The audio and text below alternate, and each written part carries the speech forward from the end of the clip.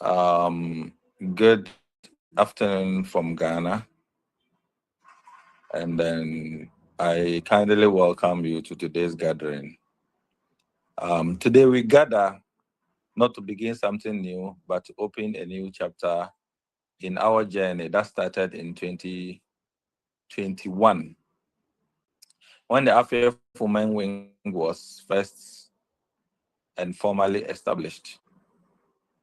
Since then, it has carried forward by a succession of remarkable women leaders across Africa, each adding her own strength to its foundation, from finance and empowerment to enterprise and trade to agribusiness and production. Today, under the leadership of our Continental Director, Ms. Mpo Machaka, we open the next chapter. AfYEF Women in Trade, a platform built for the age of digital trade, continental integration, and the African Continental Free Trade Area. The AfCFTA is the largest free trade zone in the world by a number of participating countries. It connects people and a market worth trillions of dollars. But a market this size means nothing if the people who should be building it are left standing outside it.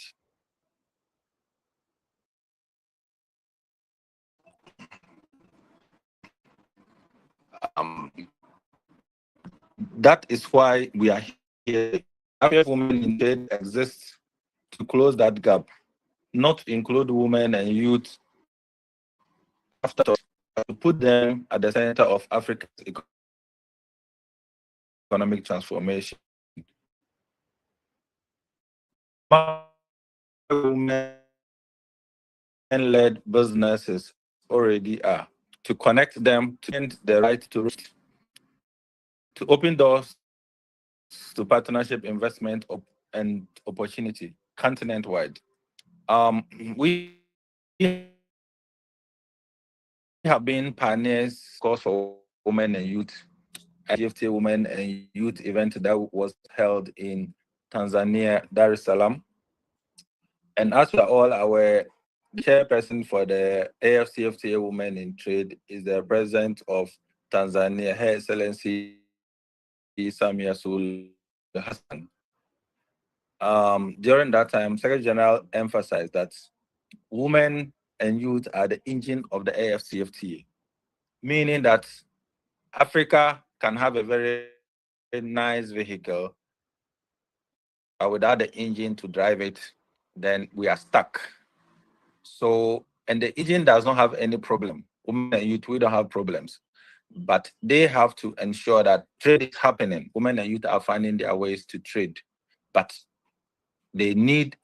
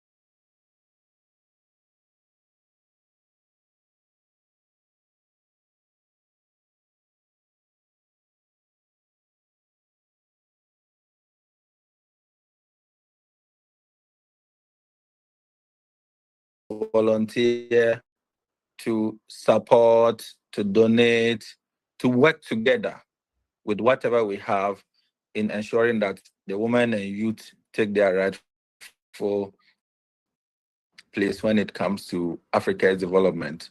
So let me say plainly that the AfCFTA will not be built by policy alone.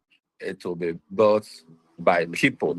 And by people, I mean we, the youth, and we, the women. So it's my honor. I know there are a lot of distinguished speakers that have been lined up for today's women event, and I'm happy all of you have joined this event. And I believe that we will discuss today, share ideas, after which we will all go back to implement so that during the next session that we will be hosting, we can say that we've managed to move from point A to point B. I always like progress. As long as we are moving forward, that's the best for us. But when we don't move, there are no opportunities for us.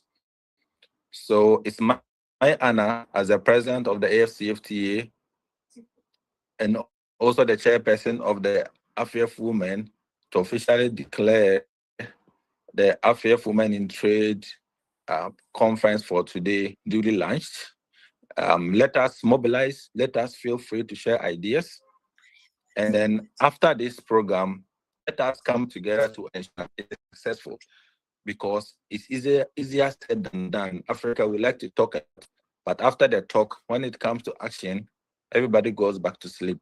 And the next time we come, we will repeat the same issues again. We talk about it, and nothing is being done. I want to thank you once again, and I wish all of us a successful deliberation. Thank you. Thank you so much, Mr. President. A round of applause for the President.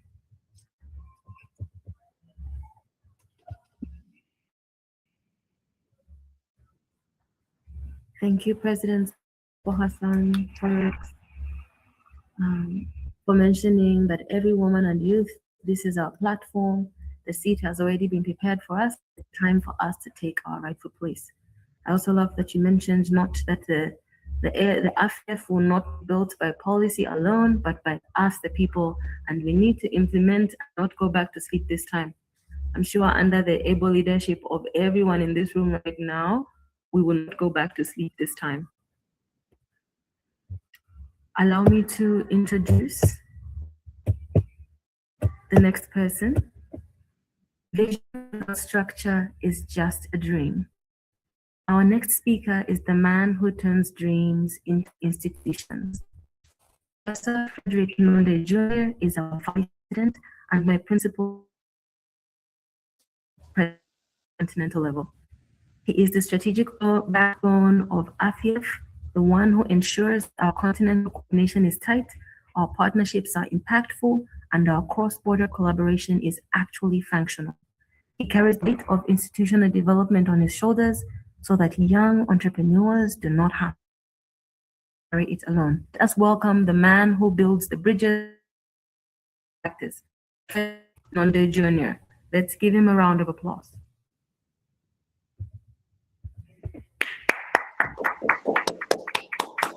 Thank you. Thank you, Madam Moderator, for that resounding introduction. And allow me to say good afternoon, or maybe is it evening or morning? From more especially from across Africa and the diaspora.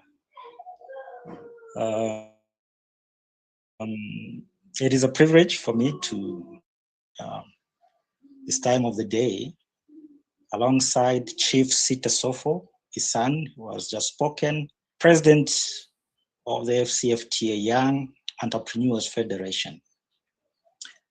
Of course, not forgetting our Continental directors, Ms. Simpo Machaka, the director for AfYEF Women Wing. We have I think Miss CC, Regional Director for the Caribbean. And of course, not forgetting the other AfYEF, continental and local executives that are on the call. Of course, the entire AfYEF community and everyone who's joining us. Today, I think it's not the beginning of the story, as it were, but like President Sita mentioned, it is a new chapter in one that started way back in 2021 when the AfYEF Women Wing was first established. And that reached an important milestone on the 3rd of November 2022 when we had the official launch of the Women Wing. Since then, 3 women have carried this platform forward before our current director, Ms. Mpoma Chaka, of course, based in South Africa.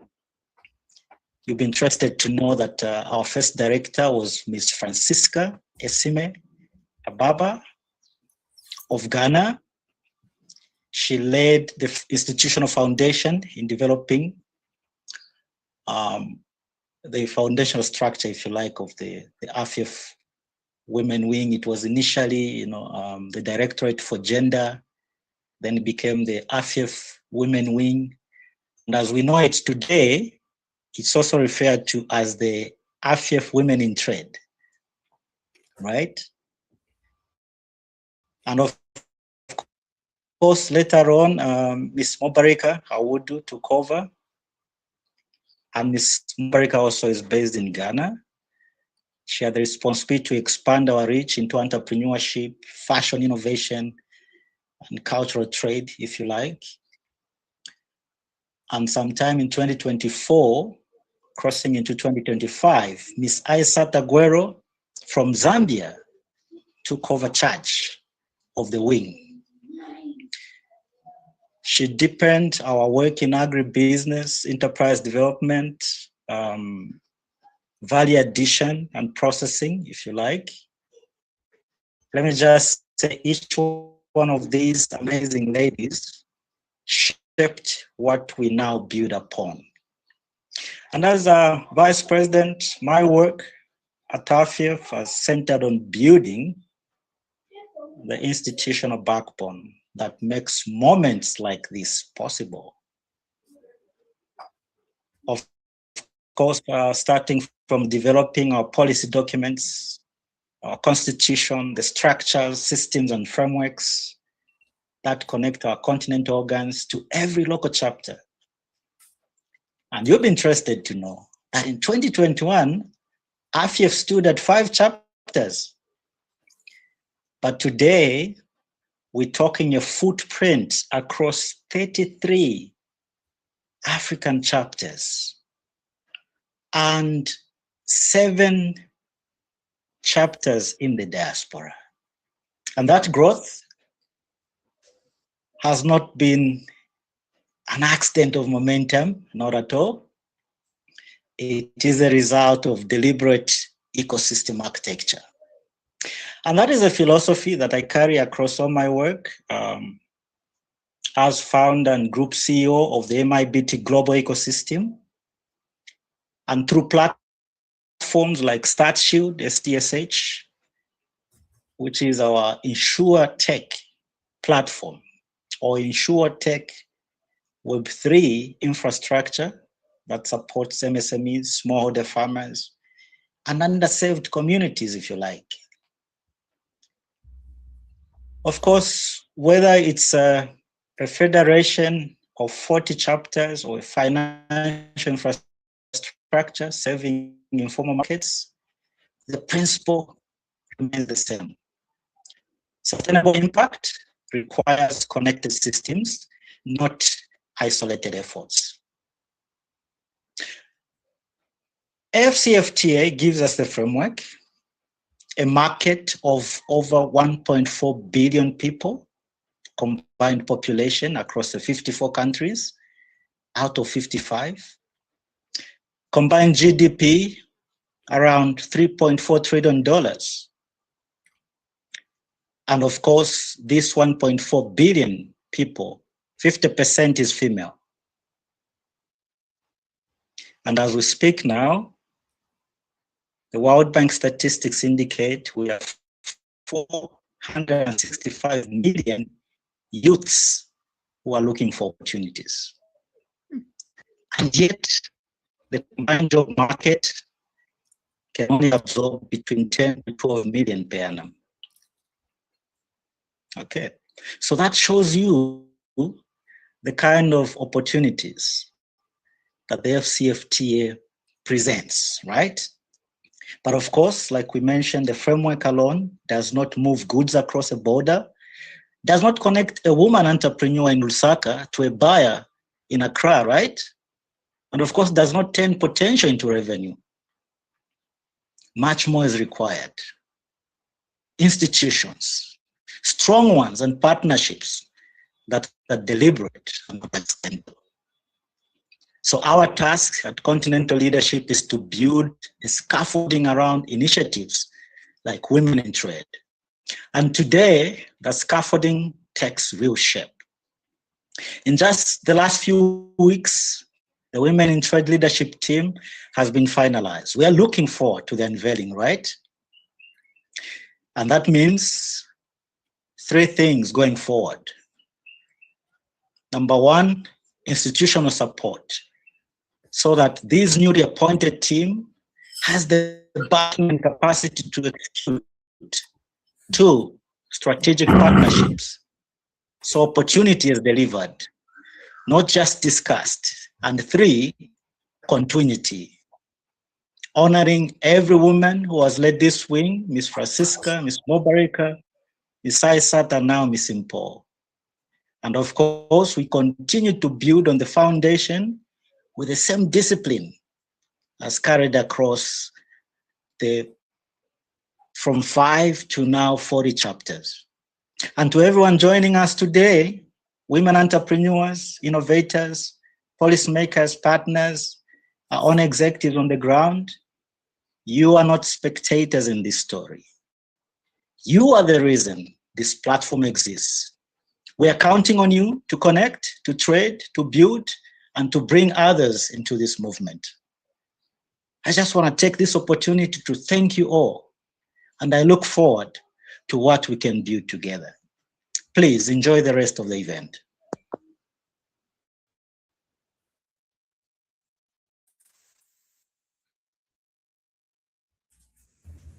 Thank you, thank you, thank you.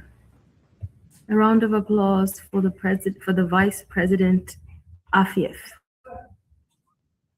I will just take a moment to take in what he has said.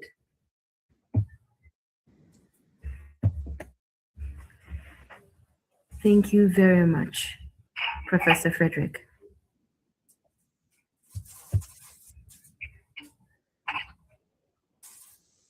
Right now, we get to the woman who is literally building this ship. Ms. Mpho Machaka is our Continental Director for Women in Trade. She is the founder. She is the founder and CEO of IETSAA, a digital transformation powerhouse, and she has one obsession: making sure African women don't just participate in the economy, but own it. She is the vision behind the entire Women in Trade wing. Today, she will unveil not just a vision, but deliver a structure, the actual machinery that will connect you to markets, technology, and capital. Madam Mpho, the floor is yours. Take us from connection to continental impact. Let's give her a round of applause. Thank you. Round of applause for Madam. Thank you so much. Thank you. That's amazing, Miss Jela. Thank you so much. Before I continue, am I audible? Can you hear me clearly? Yes, we can. Okay, wonderful. I am so excited. Before I can even say anything, I want to kindly first just say thank you to Chief Sifu Hassan, President of AfYEF, for the powerful opening address that he shared with us. And I must say that his words just set exactly the tone of this moment in a way that it deserves it. Before I also continue, allow me to take a moment of protocol, because today is bigger than any one voice, including mine. And I just want to say, Vice President, Professor Frederick Nonde Jr., thank you, sir, for the years, the groundwork, the sleepless nights, the institutional groundwork that has made it possible for us to even come together to come and relaunch, if I can put it that way, this amazing initiative within AfYEF, which is called AfYEF Women Wing. I want to extend also my appreciation to our panel that will be joining us today, Dr. Mudupi Ativia, Ms. Mary Gaunda, Ms. Malebo, Ms. Coralie, Ms. Lydia, and thank you so much for also, allowing to join us today to come and also share your expertise and your time on this platform. And I want to extend my appreciation as well to Ms. Jela, the storyteller. You've got an amazing voice. Thank you today once again for guiding us through today with so much care and so much courage as well. Every time zone, every country, every corner of this continent. Thank you. Whether you are tuning in from, or rather you're tuning in from a bedroom, from a boardroom, or somewhere in your home, in your lounge, or it doesn't matter really, or driving somewhere and you just decided to show up, I want to just say thank you for just sharing this amazing day with us. Now, before I start to open and talk about the strategy and the vision of the Women Wing, I must say that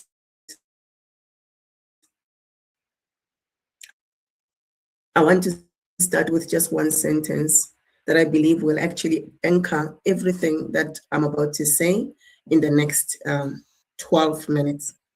The Women Wing, the strategy that we are working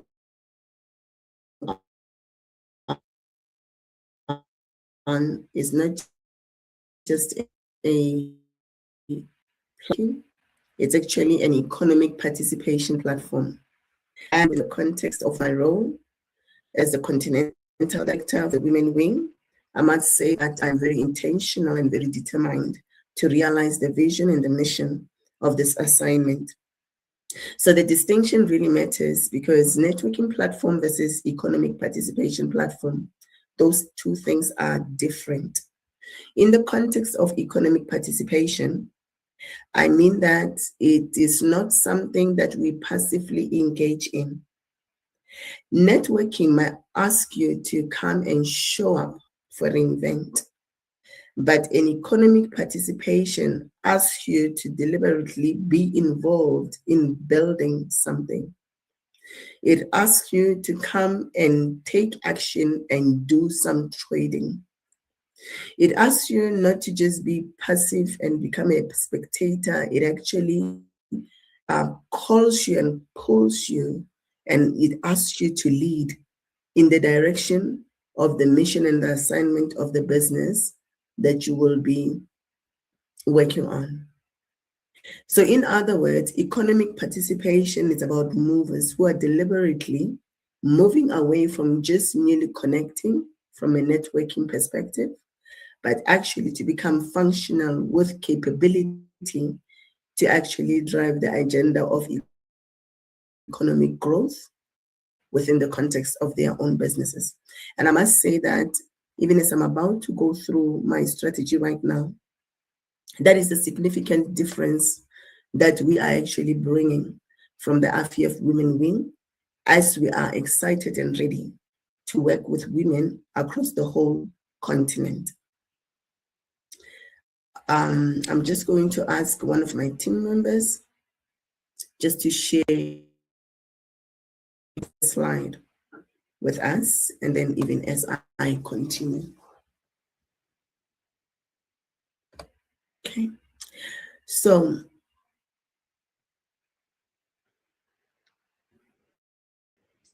just a quick note, I am sharing on my side. Is it showing? Can everyone see my? Can everybody see the slides? Yes, we can. Okay, amazing. So that is the promise that we are making as AfYEF Women in Trade. This is not just another platform for us to network. It's actually more than a platform. It's a deliberate engagement and an assignment to build together businesses that are going to make an impact within the context of the economy of this continent. And it's a platform whereby we are going to move women from just being on the sideline to actually become active participants in the economy and the opportunity that the AfCFTA has actually placed before all of us. Okay, let's just move to the next slide. Now, before I tell and I actually share where we will be going from here, I want to just take a step back as well, just to honor the legacy of those who have actually built the groundwork in the past few years. Prof. Nonde has already alluded to us, but I think it is actually deserving that we should honor the legacy of those who have actually placed this groundwork. So we'll start in 2022 with Ms. Francisca, who first stone of this of this women wing within the AfYEF context. She was the one who had the opportunity to drive the institutional foundation of the wing that we are now currently relaunching today. And then in 2023, we have Ms. Ma Barika, who picked up the baton at that time and of fashion and culture in terms of the business. 2024, we had the amazing woman who took the baton as well, and then she drove the women wing into the next dispensation of the building block of the women wing organization. And today, even as we celebrate their legacy, we want to acknowledge their hard work, we want to acknowledge their passion, and we want to acknowledge everything that they have done so that today we can be the ones who are actually picking up the baton. She was in the Miss Assista, she was in the agribusiness and food processing. And at this point in time, we can see that a journey of quite amazing leaders who have actually carried this assignment until where we are today. So I come here and standing before you as the fourth one who's picking up the baton. And I can see that really it's so strategically aligned in terms of how it has been evolving from the time of its inception until now. So it is about 4 women who are coming from 3 different countries with one continental journey to empower, to enterprise, to production, and now the 4th era that we are looking at is digital innovation, which is the assignment and the mandate.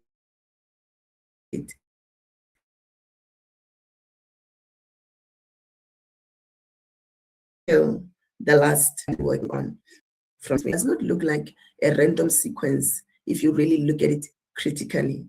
It is a wing that has been learning, it has been getting sharper, it has been getting more practical, it has even been getting more commercially minded with every single leadership era, if you can take notice. Now today, that same journey, it lands with me. And with a mandate to take it into the technology era, into the digital trade era, into the next frontier of what women-led enterprises on this continent can become. And I'm really excited about that. And I stand on their shoulders as well today, and so grateful that they actually took the time to actually lay this amazing foundation for us so that today we can take this mandate to the next dimension. And I stand here also before every of us today, saying that the narrative, the new chapter, the new assignment, the new mission, the new mandate for the women wing has just begun. So the next slide. So what is the opportunity that we are looking at today? The size of what's actually standing in front of us is actually big, for a lack of a better word. With 0.3 billion people, 3.4 trillion in combined GDP, 54 countries. The largest free trade area on earth. Africa is the biggest. And I think each and every one of us should actually understand the magnitude of what's actually laying before us right now. It is easy to talk about these numbers, but I don't want us to just talk about the numbers in a sense that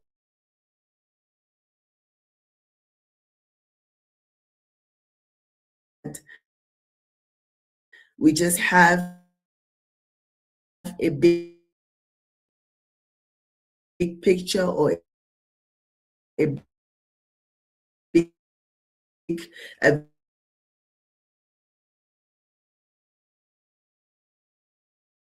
continent. It's actually looking to me, looking to you to actually make something out of what's actually available for us.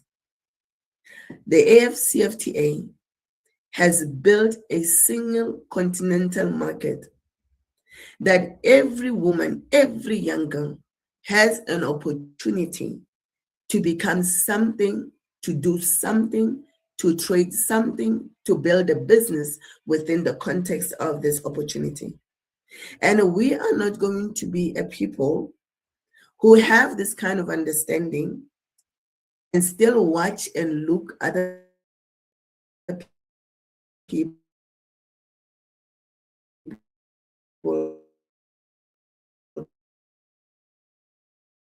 come and build this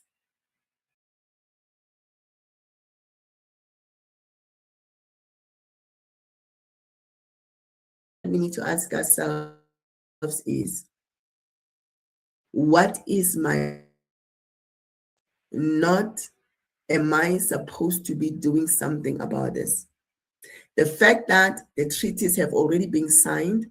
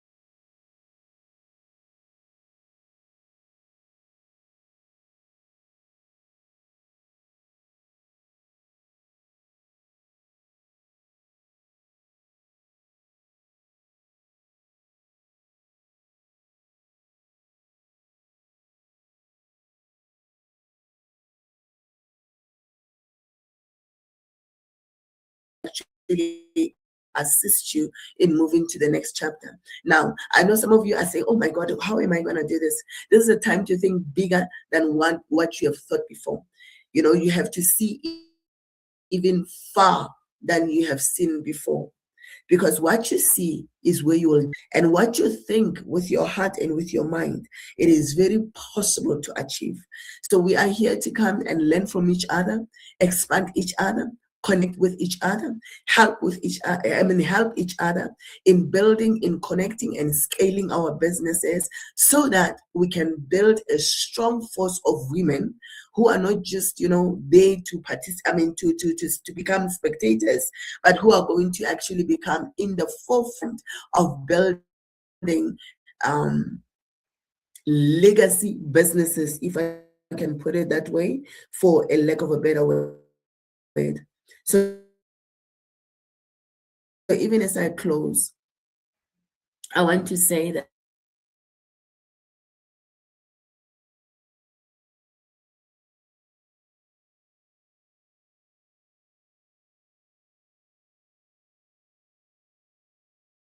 consistency is what's going to help us to build the legacy that we are looking for. And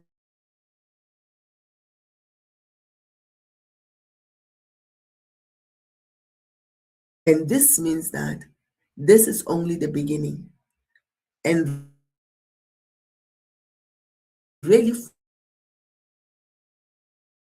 for me, as excited as I'm more excited about the businesses that are going to be, movement that are going to participate with us and its meetings, to those workshops, to those business strategy sessions, to those assignments that we are going to help one another to grow one another until Africa becomes a home of entrepreneurs who are women, who are resolute, and who are excellent in everything that they do.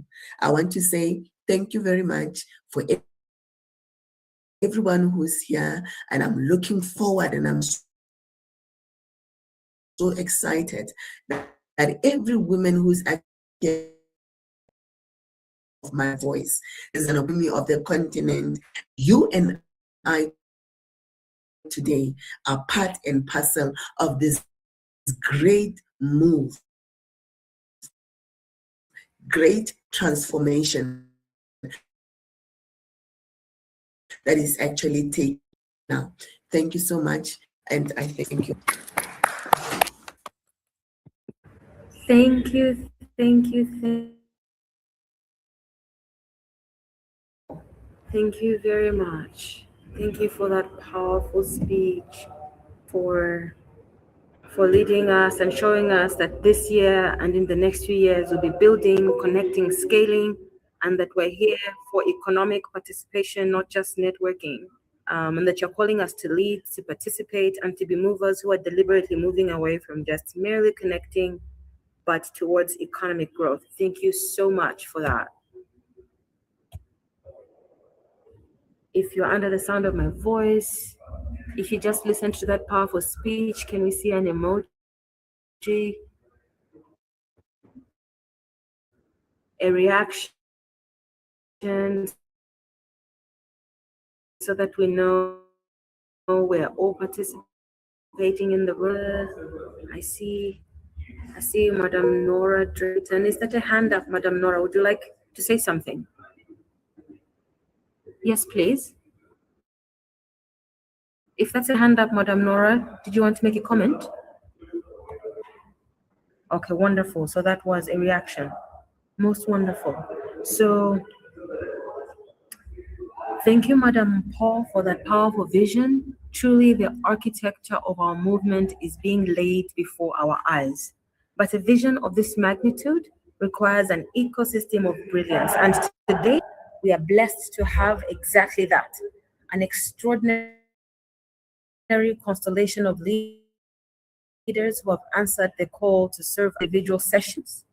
I want to take a moment to honor and acknowledge the exceptional speakers who will grace our virtual stage in just a few minutes. We have Dr. Modupe Ativi, I hope I've pronounced that correctly. She's placing African at the very frontiers of blockchain, AI, digital innovation. We have Miss Mary Mitchell Gonda, regional integration into accessible action opportunities for women entrepreneurs. We also have our diaspora bridge, Miss Coralie Lyons, linking Africa to the Caribbean through cultural enterprise, education, and shared pulse of our global family.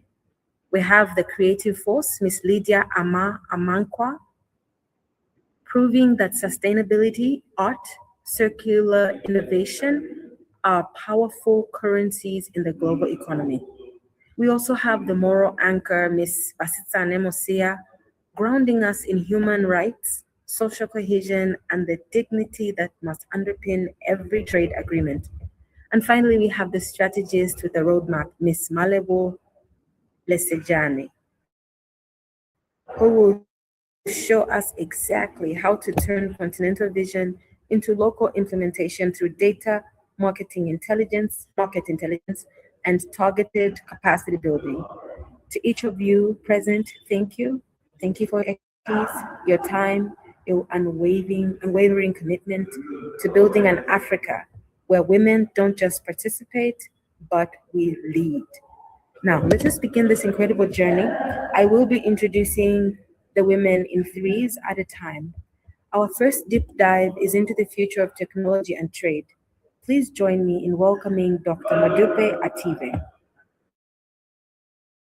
A round of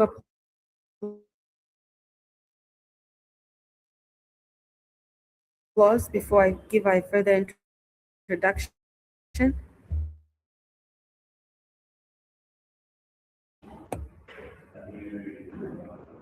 Most wonderful.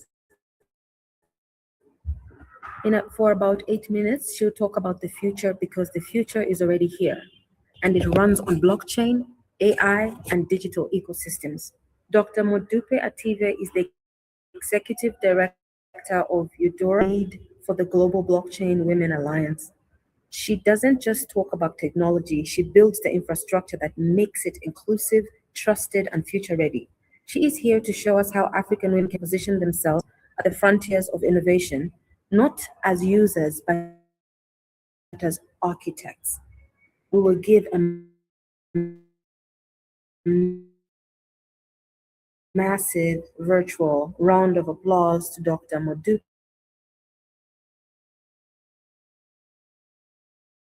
Introduce Madam Mitchell Gonda. So we just virtual round of applause to Madam Modupe. Let's do that. If you can unblock your mics and just give a round of applause.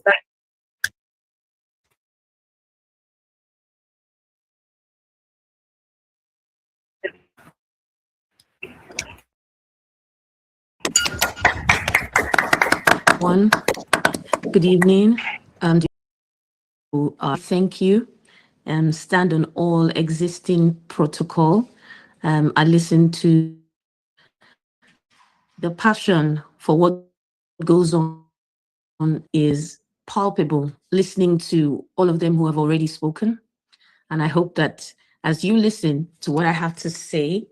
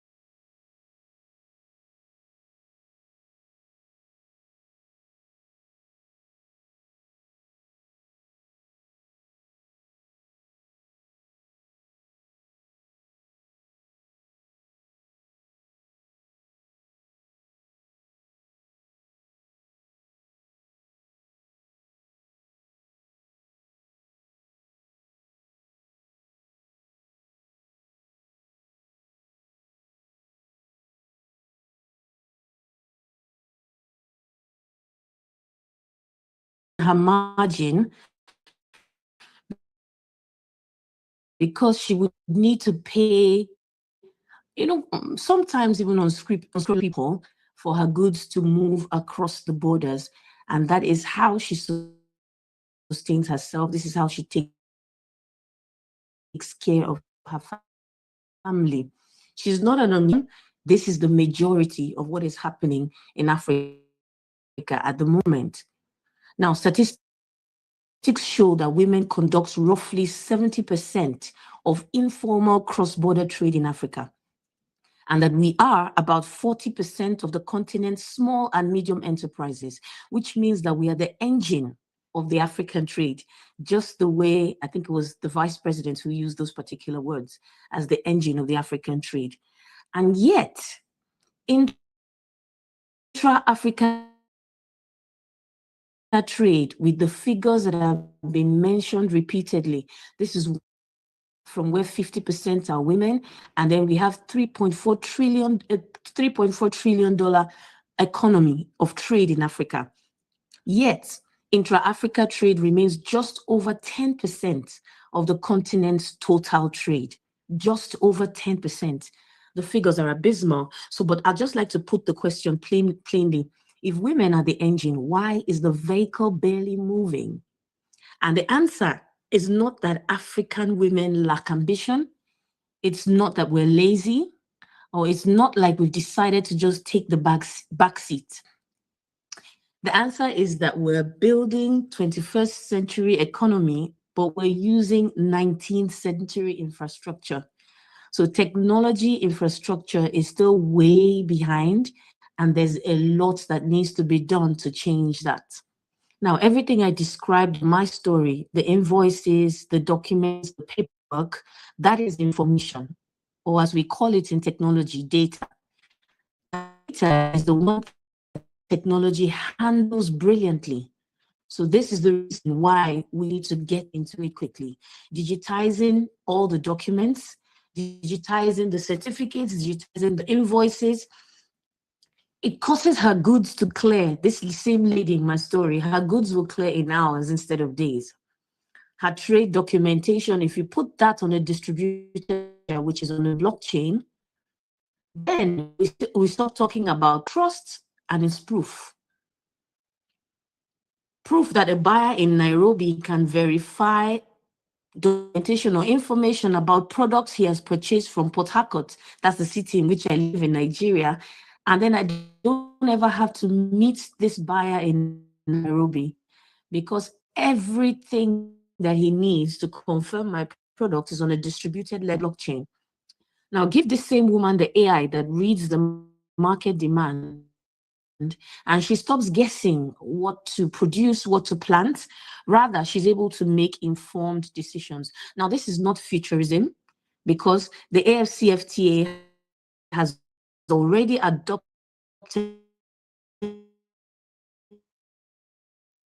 the protocol on women and youth in trade. So there's already this mandate exists, the market exists, and the women are present here. What's missing is the layer underneath, the infrastructure layer, a proper fluent technology area.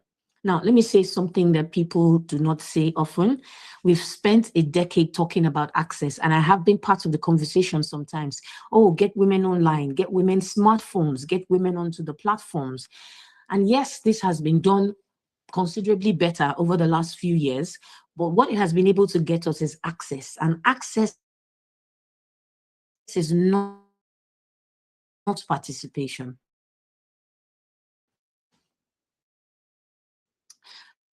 Africa is nearly one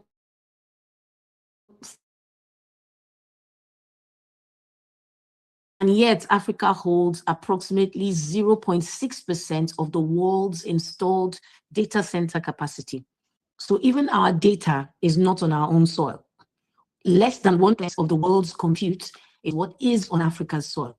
Our active capacity across this entire continent is just 360 megawatts. Global capacity is around 55 gigawatts. Even for the most optimistic build-out projections, this share doesn't even grow, because the rest of the world is still building faster. At 55 gigawatts, they're still building and building faster than we are able to be. So how does this impact the woman at the border? The story that I told initially.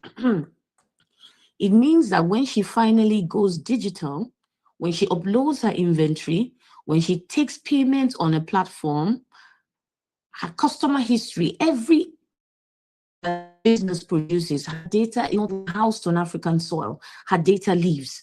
It is processed somewhere else. It is stored somewhere else. It is monetized somewhere else. And the intelligence even extracted from her work becomes an asset on someone's from informal trade into another person's digital economy, not our digital economy. We called it inclusion. There's been inclusion now, but we will have congratulated us. We now have inclusion, but in my opinion, it's not empowerment. Just with data brand, and it's not yet complete.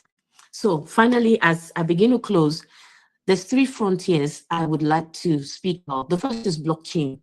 Now, not as speculation, but as infrastructure for trust. African trade is verification is expensive. The one solution, in a few words, is distributed ledgers.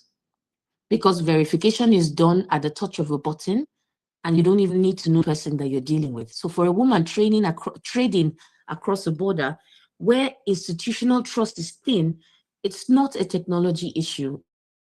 It's a margin issue, because then she saves money because of the blockchain. The second is artificial intelligence.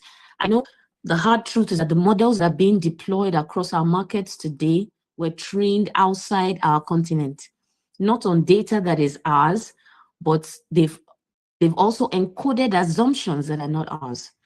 So we need to also get to the point where we build Africa data sets, African AI models, so that we don't just inherit that can't see us. They will misprice our risk, our languages, and will misjudge our creditworthiness.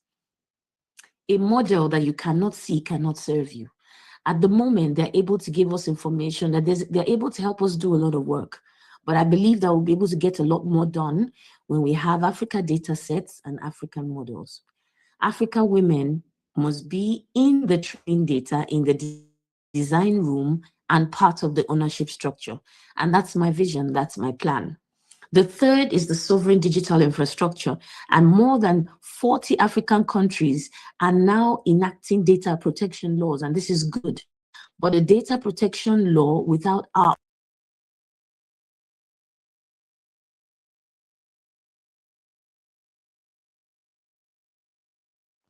So we need compute in Africa, and we need it owned in part by women. I'd like us to break this pattern. And the pattern I'd like us to break is the fact that in every industrial revolution that has happened historically, African women have been present as labor, but we've been absent as owners. We grew the crops, but we did not own the land. We ran the markets, but we did not own the banks. And this time, I refuse to watch us do it a third time with data. So we have to take the bull by the horns and then do things a little bit differently. We have to build the pipeline, not just the poster. We have to digitize the friction. We have to put women in the capital stack. And then we have to govern the data. So to end where I began, the woman at the border post is not waiting for our sympathy. She doesn't need us. She's waiting for a system that will recognize her documents, verify her goods, settle her payments, and return the value of her data to her own economy. We have the mandate, we have the market, and in this room, as I have seen, we have the will. Africa will not be given a seat at the frontier of the digital market for someone else's.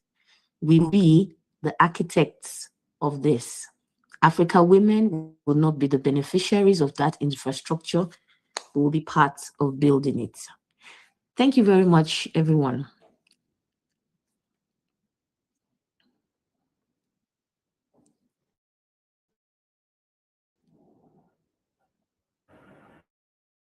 Powerful.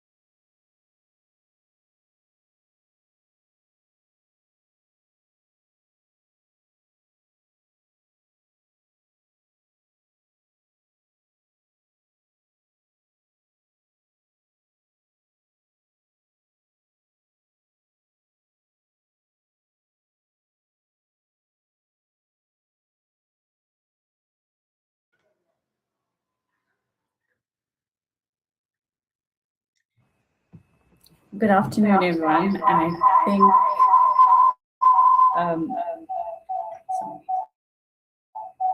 that Jela has a problem with her.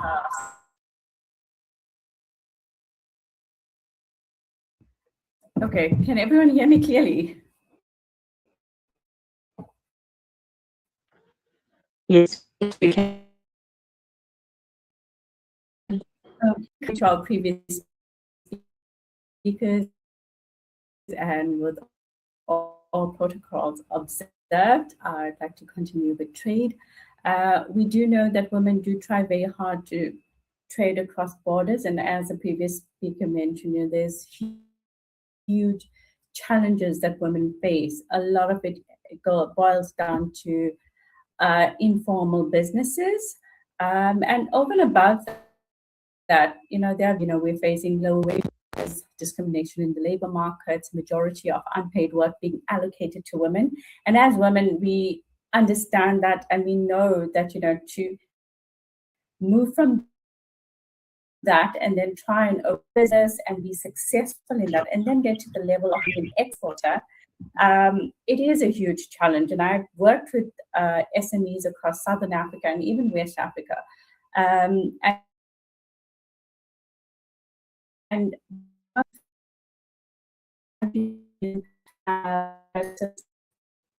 South Africa, it's a lot easier for me to open a business, whereas in another country, or may not even have access to finance and so on. So when we look at encouraging women to export, we also have to be cognitive of all of these challenges and try and work around it. So when we are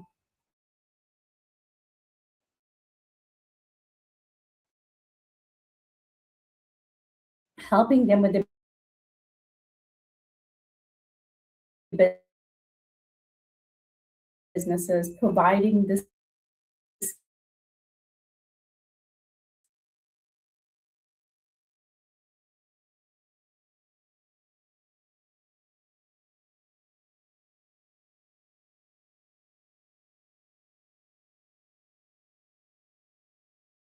as an exporter. I can do it online in South Africa, and it's done it. Or somebody in Angola may face more problems with it, and have more struggles with it. So women understanding, the processes is one step, but understanding, okay, and having that hand holding throughout those processes, that is what will help women be more successful, because we can all say, okay, yes, you can do this and you can do that. But ultimately, what women actually need is hand holding every step of the way.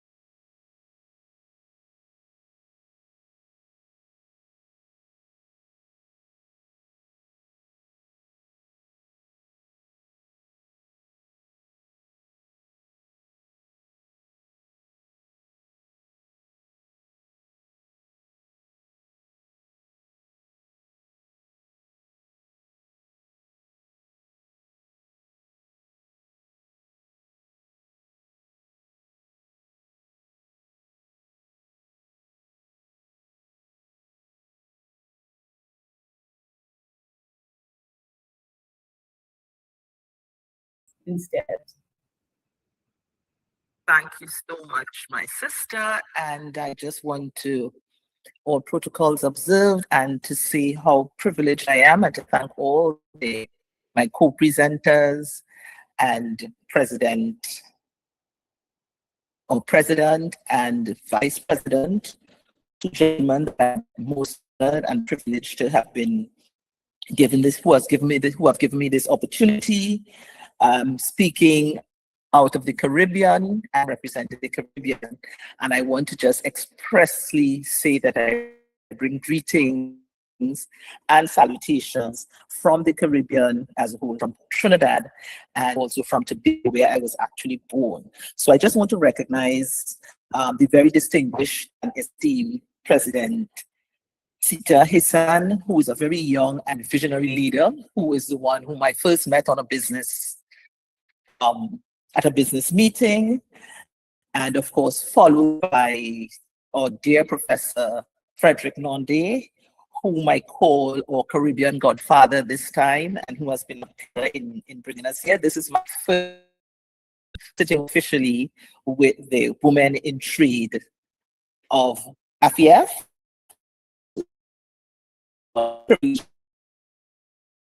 Who, as we are recognized now as the sixth nation, the Caribbean is now recognized as the sixth African nation. And so it will be a journey of immense proportions for us to take our different countries forward in the Caribbean. So I'm very inspired by this. And I want to just say how much I am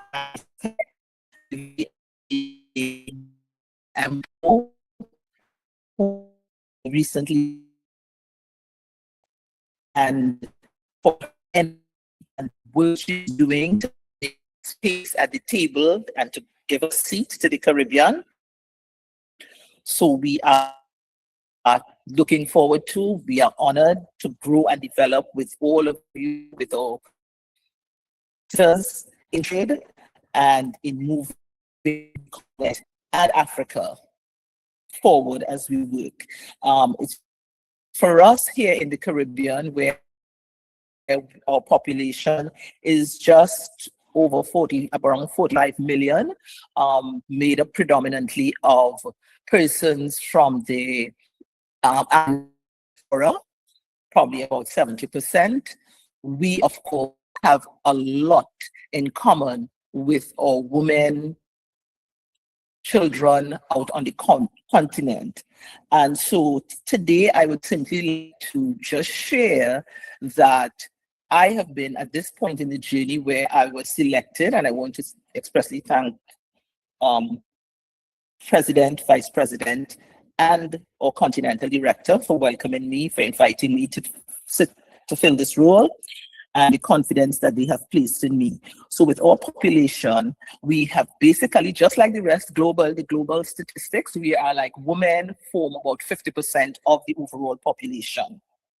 And that being said, however, for us who would represent the descendants of the enslaved African people who were brought through the Middle Passage in the transatlantic slave trade, we are a good mix of possibly every single nation that exists on the African continent.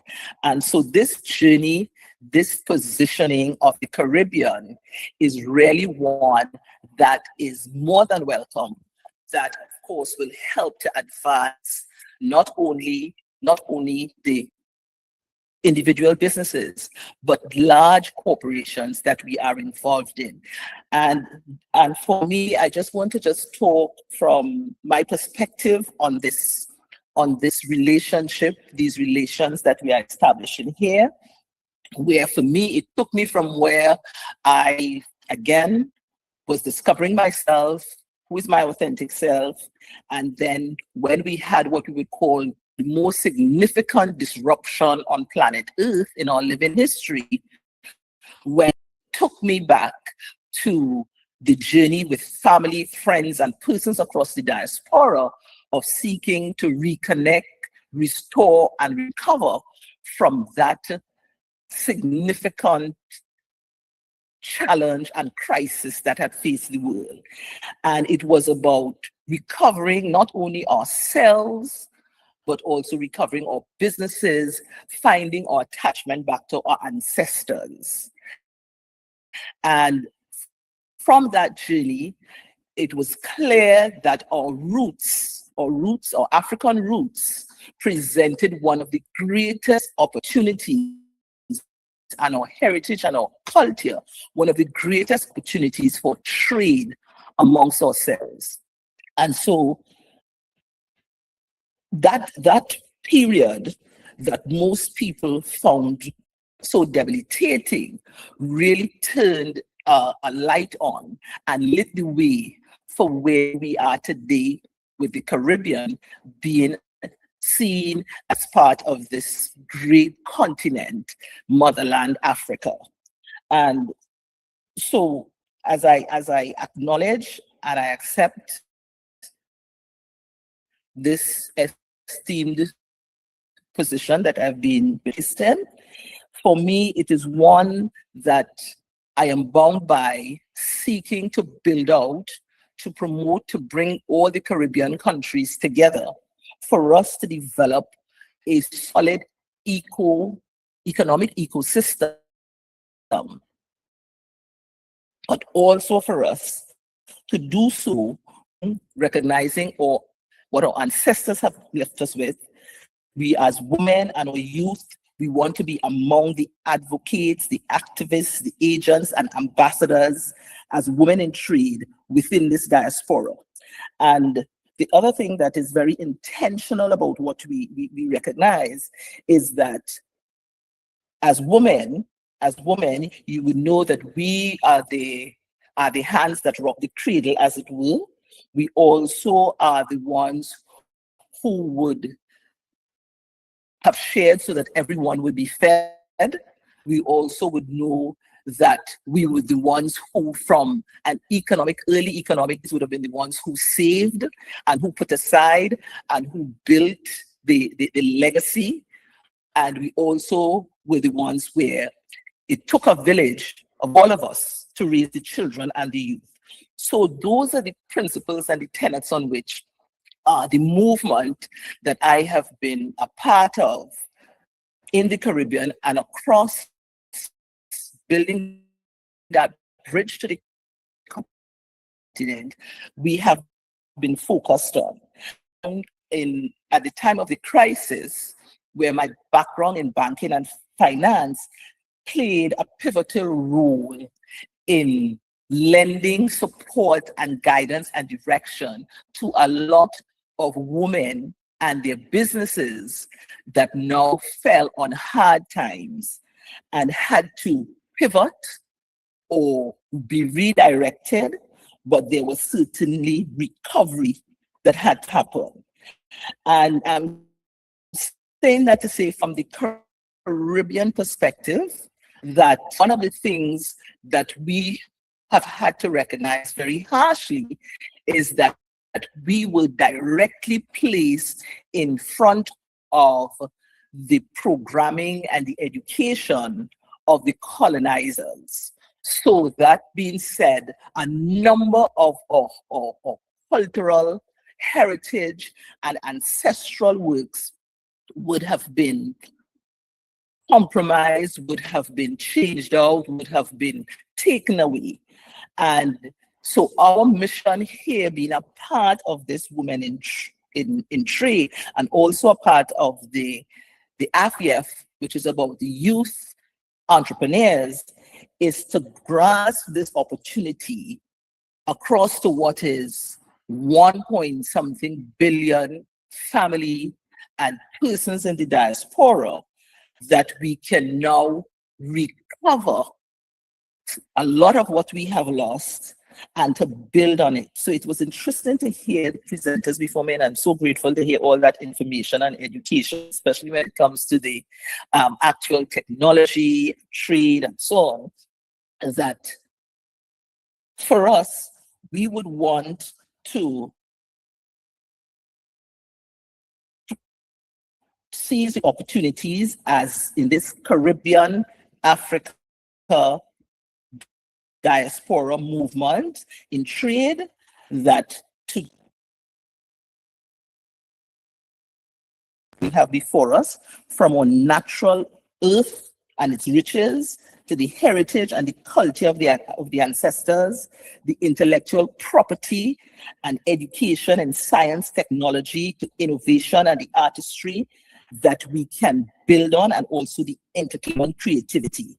But more significantly for us from here, as we stretch across back to the motherland, it would be the whole question of our spending power, not only in currency, but in different ways as women, that will give us the ability, how we harness that to create real wealth, generational wealth, and to build a legacy.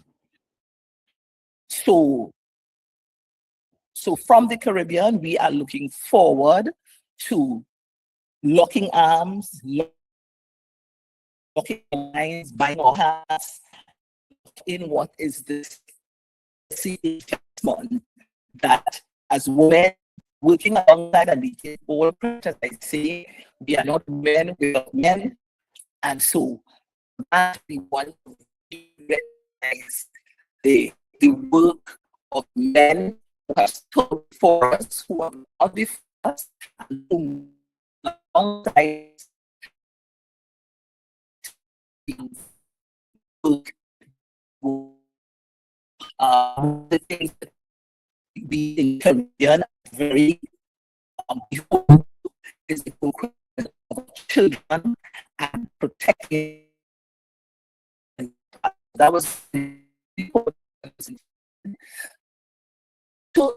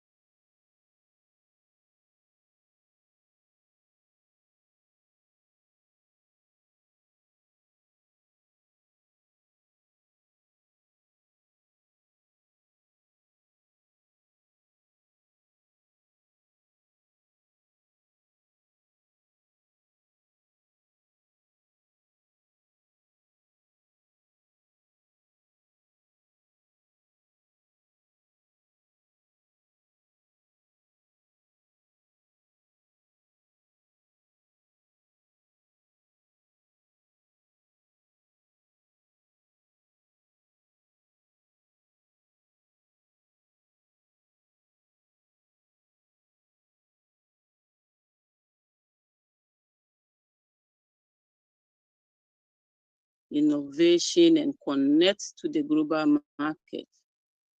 This particular subject is very close to my heart because it's not something that I have only studied or observed. I have lived it.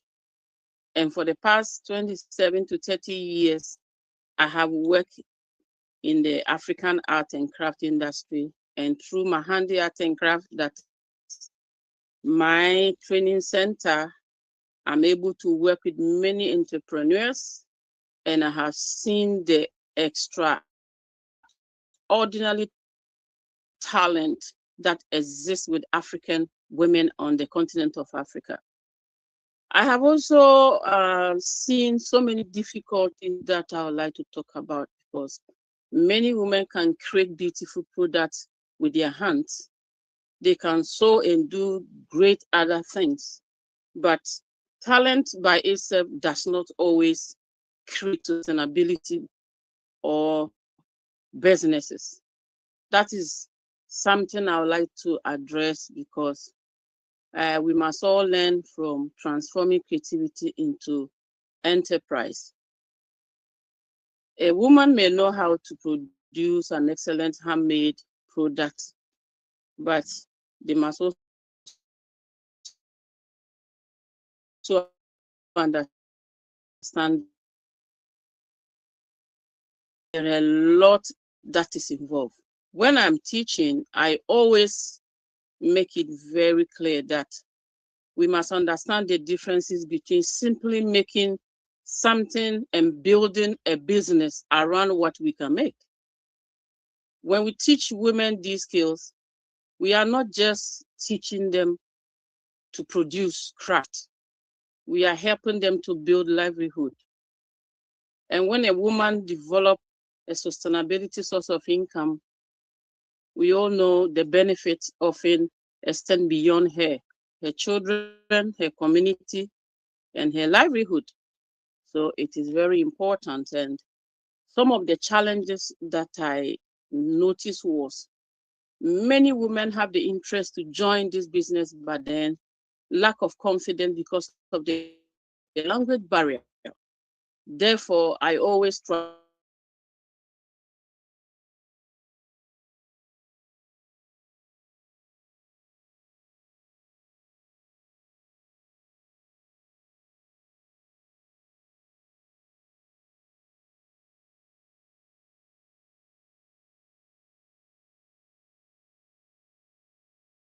to become entrepreneurs. PhD or any higher education before you can become an entrepreneur or be creative. I made them understand that you don't need to read to write to be able to become a creative person. Creative job is one of the most available job across the world that anyone, even without education, even you can't read and write. I used to have students who were blind, but we were able to train them through other people who could do sign language, touching them, and they were able to learn. That alone is a sign that this language barrier is really killing our industry. And therefore, every entrepreneur or every leader that is taking the lead to empower women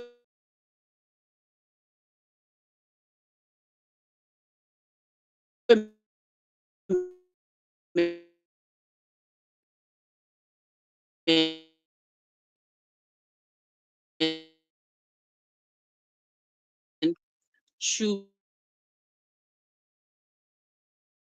using it to be able to get more talented people sitting at home to come on board. I also take the opportunity to educate women through all my empowering through the skills, let them understand that you don't need a big capital to be able to start a craft business, especially when we focus on the things around us.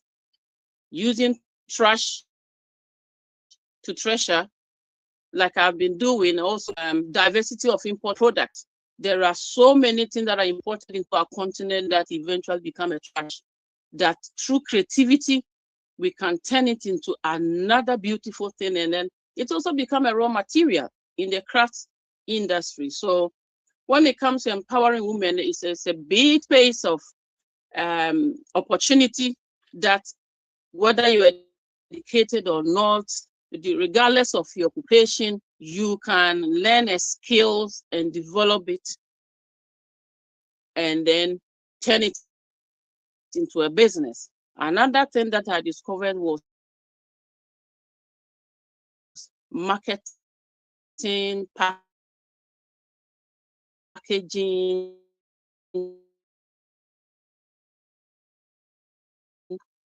was a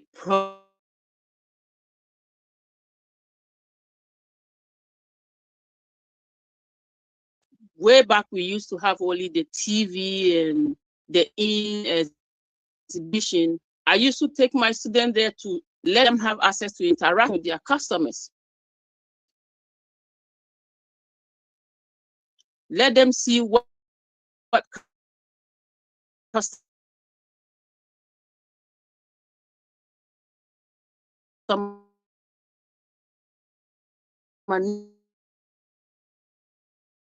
need, the of things they need,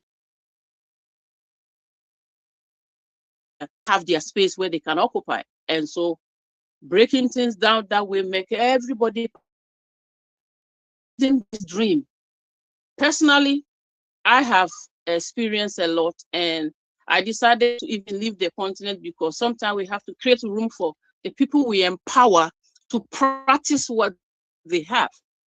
We need to pass on these indigenous skills to the next generation.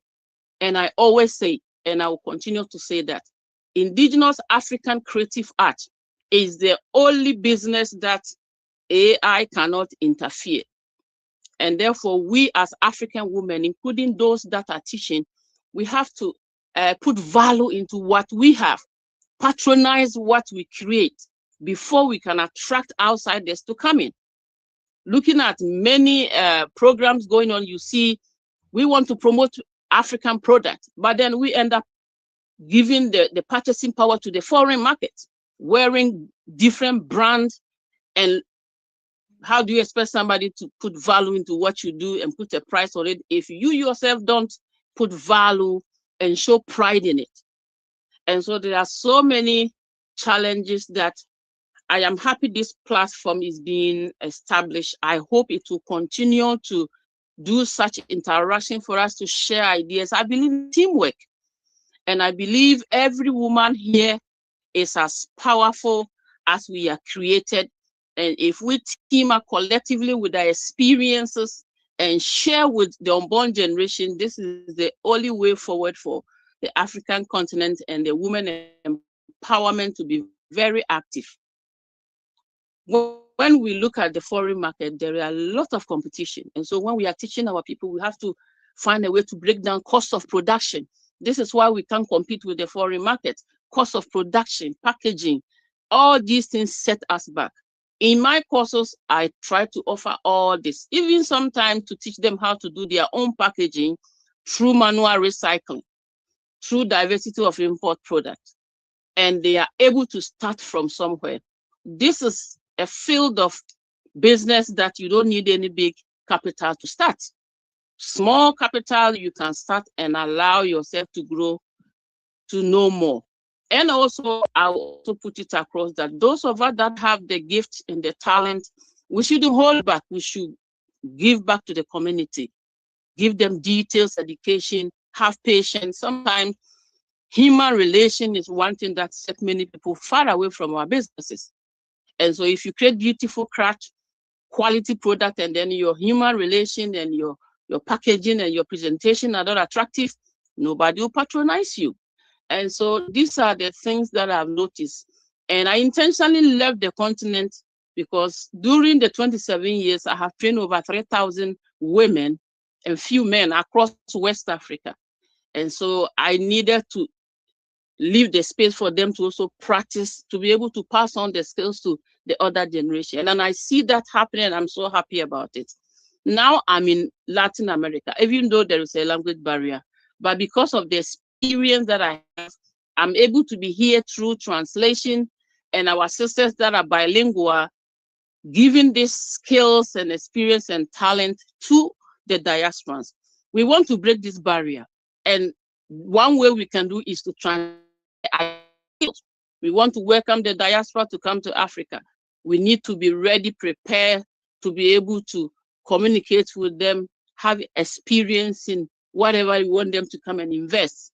That is why I am here in Latin America in connection with Mrs. Collery, to be able to make easy access for the Caribbeans. So in the next 2 months to come, I'm going to open the first ever African art and craft studio addition to the class, where I'll be able to start teaching people. And possibly, if God willing, we have healthy life, I'll be able to travel to the Caribbean to do the same. I am so grateful for this invitation to be able to express this and share this experience. This may continue. This is not the end of it, so that we can keep the ideas to empower our and say for now. And thank you, everyone. And we hope one day to see each other in person. So I will end up saying that I am honored to be part of the journey of empowering Black women, regardless of where you are on the continent. We are facing the same challenge. And the only way we can succeed is together. We can't single-handedly succeed this fight. We do as a team. And therefore, I want us to continue this and empower more women as we can. Africa is great. We are beautiful women, we are beautiful people, and we are on the rise. Social media is here, so it is not difficult to promote what we do. And so, thank everyone for listening, and I hope I'm able to make a good point to support this agenda. Thank everyone. Powerful, powerful, powerful. Thank you, madam. Thank you, ma'am. Wow. Trained over 3,000 men and women in the 27 years. Thank you, ma'am, for all that you have shared.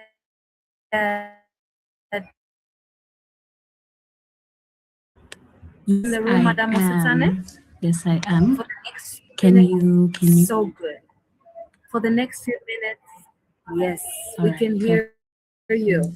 For the next few minutes, she will tell us about trade without dignity is exploitation. Yeah. Growth without inclusion is hollow. This is why our next speaker is so critical to this movement. Ms. Basitsane Mosia is a human rights and social justice advocate, holding degrees from University of Cape Town, currently pursuing her LLB. She coordinates regional migration initiatives through the Southern African Migration Network, SAMIN, and has dedicated her life to advancing dignity, inclusion, transformation, change across Africa. She reminds us that we build economies.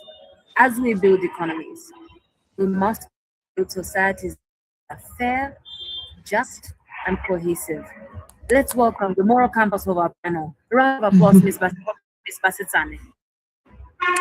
Thank you so much. Thank you, Madam MC. I would like to share greetings to everyone who is here with us today, who's connecting from across the continent and beyond. I want to start off by acknowledging the leadership of AfYEF, our conveners, and every person who's put a hand into making this platform possible for us today. I also want to recognize every individual, every woman entrepreneur, innovator, every young person and leader who's joining us. It's an honor to share the space. I will try to be really brief, also being mindful of time, but I'm really honored to be given this opportunity to speak on this aspect of human rights, migration, and social justice, because it's the work that I do.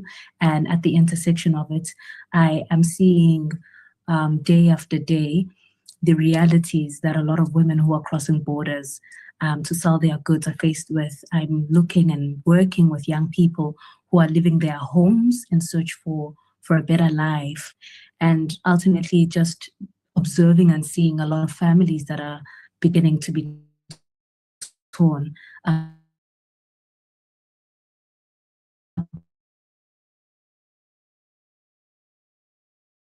apart by the conflict make up a lot of the cross, and especially within the informal trade sector.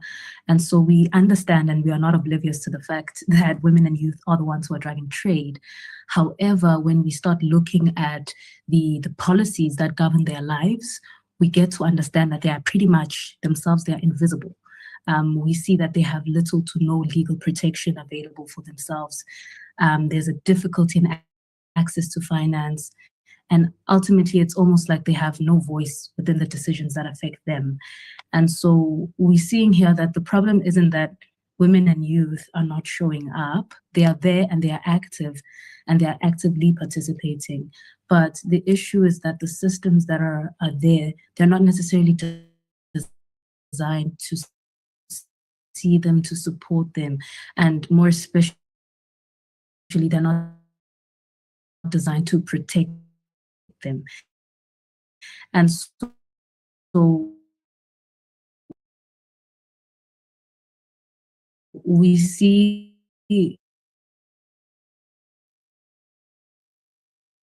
that the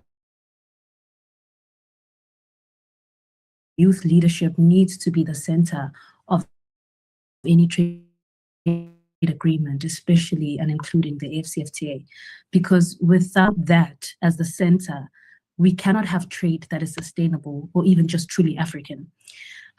We want to see women and youth merely just included, but they need also be the ones who are designing the systems that are governing the trade that we see. Because then I think when they are there designing, those systems will actually work and they will work for their benefit. And ultimately we see that there will be more opportunities that are going to be created. But when we continue or when we go into the path of excluding them from designing these systems, we will ultimately be looking at a situation where there's mistrust, barriers will continue to increase and grow, and with that also leads to a lot more exploitation, where we find women traders being harassed at borders with little to no recourse available. We'll find a lot more young entrepreneurs being locked out of markets because the rules that are designed don't necessarily work for them. And so we need, particularly as we speak of the Agenda 2063 and the vision of an Africa where young women and youth driving development, we need to be able to move beyond this vision to the actual implementation. And I think we understand and know that young people across this continent have brilliant, brilliant minds. They have innovative ideas. They are already solving problems. They're creating businesses, networks, they are connecting communities. And so we understand that there's not a point in time where we find young people are waiting still for permission to be able to do these things. However, if the systems don't support us, if our policies aren't necessarily inclusively recognizing us, these doors and barriers will continue to persist. And we find that our ideas are not going to be able to reach their full potential. And so we can't really afford to let this happen. We are asking and saying that we need to be part of shaping the inclusive and economic frameworks that affect our lives. And when I say we, I speak also as a young person myself. And when I say that, I'm also saying that we are not the ones who are setting the agenda. Because when we just speak of having a seat at the table, it's also almost very tokenistic, because you are there, you're sitting, but that doesn't mean that someone is listening to you. That doesn't mean that you are also genuinely shaping the policies and co-creating the systems which would ultimately define the very future that we will have. And so I do think that we need to ensure that this is structured in such a way that it builds our continent and that we don't find ourselves at a loss. And I want to quickly go into the idea or the conversation of social cohesion and what it means for inclusive growth. So when we speak of this term of social cohesion, it's not just merely talking about people coming together, it's really about how communities are trusting each other. It's how we see ourselves working together as part of a shared future. And I think for women entrepreneurs, to the growth we want to see, we need to be able to ensure that women traders, as they cross borders, as they work around, they are treated fairly. We know and need to ensure that they trade with are seeing them as genuine, not just outsiders. So I think when we talk of building inclusive systems that center women and youth, we are actually ultimately building social cohesion. And when we build that cohesion, we ensure that trade begins to flourish, people are able to collaborate more easily, and investment grows. And people start building relationships that truly last.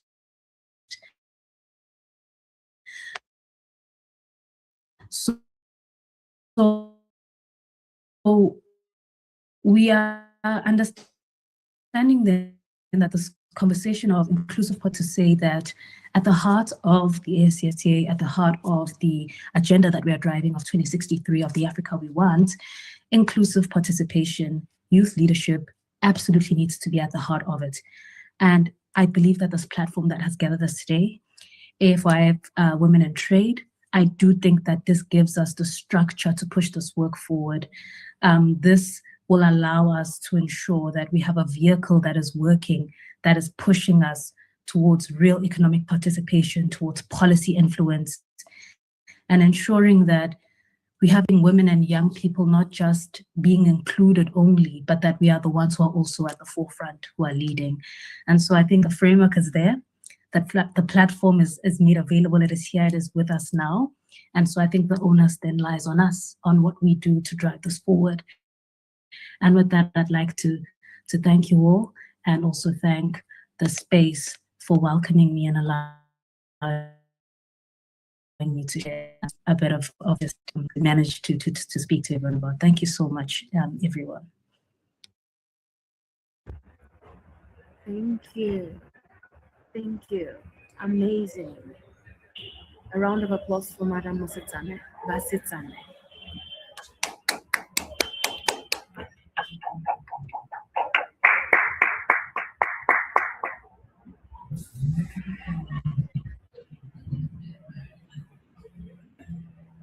Life-changing. Every single one of the speeches that have been given from every single one of you powerful women. I would just apologize for how much time we have taken. We have to be wrapping up in a few minutes. I will just call Madam to unveil the leadership structure, and we will be done. Madam Majaka, the floor is yours. Thank you so much, Ms. Jela, and also thank you to everyone that is still with us, even though we have run out in so much of time. We do apologize for that. So I'm quickly gonna go to it in terms of our structure, who is with us, and I must just say I'm really excited and really feel quite honored to be presenting this amazing team before us today. So we have been speaking about legacy, we've been speaking about the size of the opportunity in front of us, but we all know that without a capable team, without hands that are going to carry the demands of the transformation that we need to see through the strategy that we have just spoken about earlier, it cannot happen without hands on it. So ladies and gentlemen, and everybody who is in the call, it is really my pleasure to briefly present to you our team, the leadership team of the AfYEF Women Wing, starting with our Deputy Director, other than myself as the Continental Director, and then I've got an amazing capable leader who's really passionate around innovation and technology. Really, she and I, we talk the same language, we're in the same space, and I'm very excited to be serving with her as my Deputy Director. and she will actually be assisting me in driving the team of heads across the organization. And I'm going to start with Ms. Lewani, is our head of women entrepreneurship and development. And then I'm going to come with our head of capacity building and leadership, Ms. Esther. And then Ms. Mary Gaunda, who is our specialist around trade and market access. She's amazing, and we are really looking forward to working with such capable ladies. And then we have Ms. Thompson, who's going to be supporting her trade and market agenda.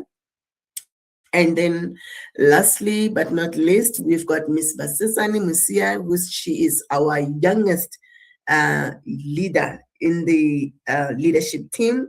She's still a student, she's studying, but she's also working. She's doing amazing work. And as young as she is, she's done exceptionally well. I'm very excited because she's going to be a model of, the young girls that develop and bring up into the space of economic empowerment, economic transformation, and also building businesses that are going to thrive, not survive. Okay, so we currently have 7 leaders, but we still have 3 roles that are still open. And I must just say that, yes, we're talking about bringing people on the table, but I must just tell you right now that an empty seat is not going to be filled by a wrong person. So we are very deliberate, we are very decisive, and we are very focused in terms of the kind of people, the caliber, the capability, the skills that we are looking for, having the agenda. So if you know any other woman out there who is innovation and technology, is strong in finance and resource mobilization, and who can be able to come in and support us as as an assistant to myself, in my office, please let them know that there is opportunity available for them, and let us work to transform the continent together. And lastly, not to take a lot of time, I just don't want to talk. We've seen a lot of screens, we've seen a lot of words, but now it's time for action. And if there's anything that you'll remember when leaving this room, is the fact that real work has already begun. We have already, whereby we are making things that we have been about from the beginning of this until now. So we have an AfYEF Women Wing website we have built. That this is not a brochure. This is where your participation is going to start, and not tomorrow, not next week, not in the next few hours, but now. As you leave this call right now, you can get involved, go to the website and start putting your details there. And let us map your business. Start participating today. Let us map your business. Let us get you discovered. Let us support you, because we are all here as a team just for you. And we are going to turn the 5 pillars that we are talking about around strategy, that we've spoken about, that will be like words from the screen, into a deal that really actually matters, that at the end of the day, you will talk numbers. And if there's anything that you remember or you take out of today, remember AfYEF. Go there tonight, today, in the next minute, as we close this call, and start engaging with us. We are welcome you. Thank you and welcome.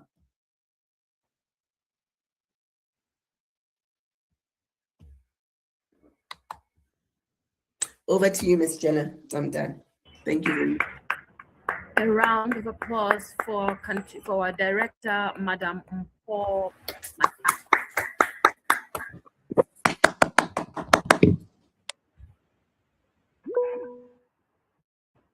We have come to the end of the program.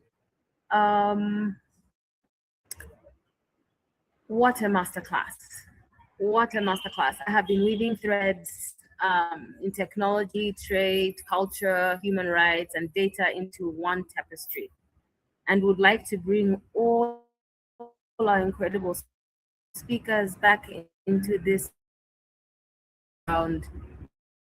Even as we close, do we have from any one of the speakers, in just one sentence, the answer to this question.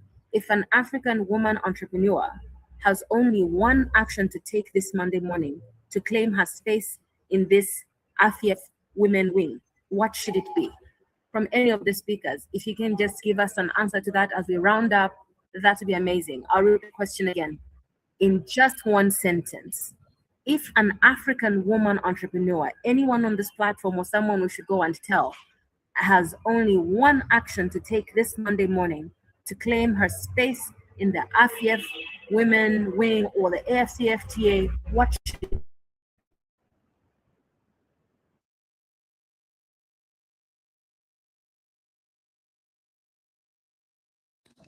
Can I take a stab at that? This is Yes, Modupe please. at TVA. Okay. So for an African woman, what I think she should do on Monday morning is beyond access, seek to actively participate. So participate with technology, participate with all the major areas that have been mentioned, because participation is where we begin to see results. So with execution, not just activity. So I would say wake up Monday morning and begin to execute, begin to be a part of the story, begin to be a part of what we're building. Thank you. Amazing. A round of applause for Madam Modupe. Thank you so much. As we get to the closing remarks, did we have anyone with an answer as well before we go? What one action should an African woman take this moment in order for them to be part of this story?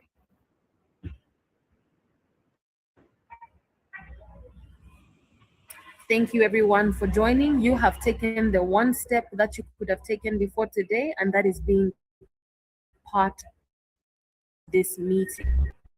What a journey. In over 90 minutes, from the president of the vision, President Sita Sofo Hassan, to the institutional architecture of Vice President Frederick Nomde Jr., to the strategic roadmap of our Continental Director, Madam Mpo Machaka, and from the digital frontiers of Dr. Modupe, to the trade logistic mastery of Mary Michelle Gonda, to the cultural bridges of Corelli Leons, from the sustainable creativity of Madam Lydia Ama Amankwa, to the human dignity champion by Mosetsane Mosia. And we have heard the head, the heart, and the hands of this movement. We have been given the vision, we have been given strategy, we have been structure, and now we have been given the call. What happens next? This is the question only you can answer. Because with the AfCFTA, it's not a distant policy sitting in Addis Ababa. It's the $3.4 trillion market, and it's waiting for you. For the woman trader in Lusaka, for the tech founder in Lagos, for the creative entrepreneur in Accra, and from the cross-border merchant in Nairobi. Even from the woman that Madam mentioned earlier, sitting by the corner waiting for her goods to be properly recognized. The infrastructure is being built. The policies are being aligned. The partnerships are being forged. But does a market not trade itself? A market does not trade itself. It is the people who trade, rightly as it has been mentioned in this room. It is women who build. It is the youth who innovate. So to every woman watching today, join the platform, connect across borders, partner with purpose, build your capacity, and trade with confidence, with pride, and with full continental. The era of being mere beneficiaries is over. The era of being builders, leaders, traders has officially begun. A word of deep gratitude to everyone that showed up. Thank you so much. Let me leave you with our Continental Declaration. Women must not merely be included in Africa's economy. Women must be equipped and empowered to build it, lead it, trade within it, innovate across it, invest in it, and shape its future. That is not a wish, it is our directive. It is our promise. I am Miss Jela, the Storyteller, founder of the notice board today, and of course working at the AfYEF under the president, under the vice president's office and secretary here in Zambia. Remember, we're not just writing a new chapter for African women in trade. We're writing a narrative, one where African women do not participate, they lead. Thank you so much. The story does not end here. The story continues with you. Well, go trade, go build, and never forget Africa is rising and you are rising with it.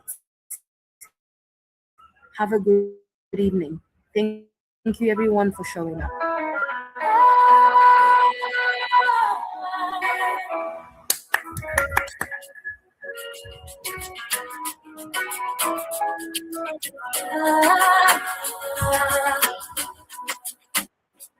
From the heart of Africa, we rise with courage shining in us. From every nation, every land, together strong, together stand. Our hands shall build, our hearts shall heal. Our dreams shall take us everywhere. In unity, our voices ring. For our future, women sing.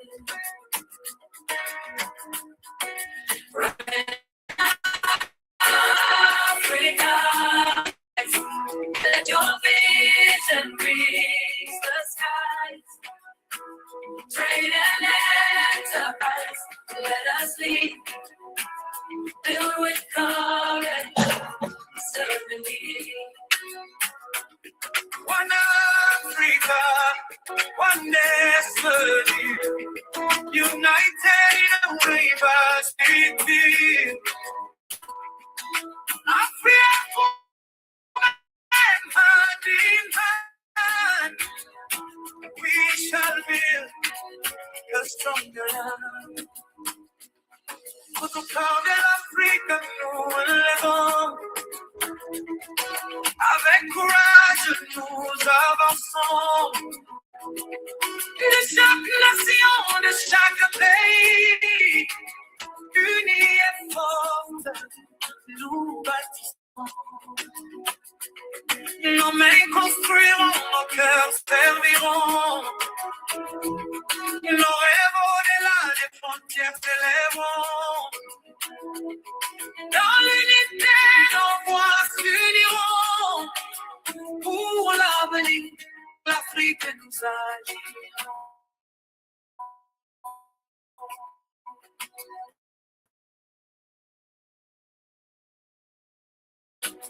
Femme d'Afrique, que notre vision s'élève jusqu'aux cieux.